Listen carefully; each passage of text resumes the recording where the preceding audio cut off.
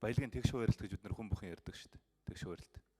Одоо ганцхан жишээ дурдахад орон нутгийн хөгжлийн сангийн их үүсвэрээр энэ уул уурхаагаас орж байгаа орлогуудыг зөвхөн хоёрхан жишээн дээр аваад үзэхээр Өмнө Говь аймаг чинь 7.2 тэрбум төгрөг жил бүхэн.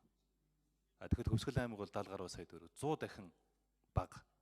Ийм одоо их үүсвэрүүд орон нутгийн хөгжлийн санд нь хуваарлаж очиж байгаа байхгүй. Хүн хаана амьдарч байгаасаа үе шалтгааж энэ баялгаа бид нар чинь тэгшүүрдэх ийм л эрхтэй болсууж штэ. Энийг бид нар энэ хуулийн хэлцүүлгийн хувьд маш тодорхой болох ёстой шүү гэдэг нэг ийм санд байж байгаа. За хоёрдугаарт нь бол энийг орон нутгийн хөгжлийн сантай ерөөсө утгаад ойлголт энэ их буруу. Угаасаа энэ орон нутгийн хөгжлийн сангийн хуулиа энэ төсвийн тухай хуулийг бас эргэж харах нэг юм цаг нь болцсон. Анхны гарч ирж ирсэн одоо зорилго нь өнөөдөр бол яг амьдрал дээр ирэхэд бол үнэхээр зорилгоос гажицсан ийм л зүйлүүд бий болсон байж байгаа шүү дээ.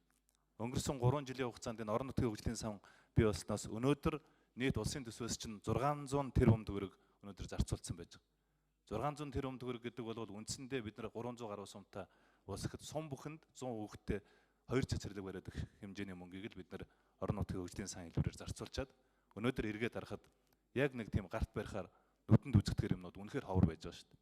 Үнэхээр ховор байж. Тийм учраас энэ орон нутгийн хөгжлийн сантай бол энийг заавалчгүй гэж холбоодох шаардлага байхгүй. Ер нь тусгаалсан сан байгуулж яг энэний зориулт нь юу байх юм? Зарцуулт нь яг яаж хийгдгийг, хяналт нь ямар байх юм бэ гэдэг бол маш ойлгомжтой болох ёстой.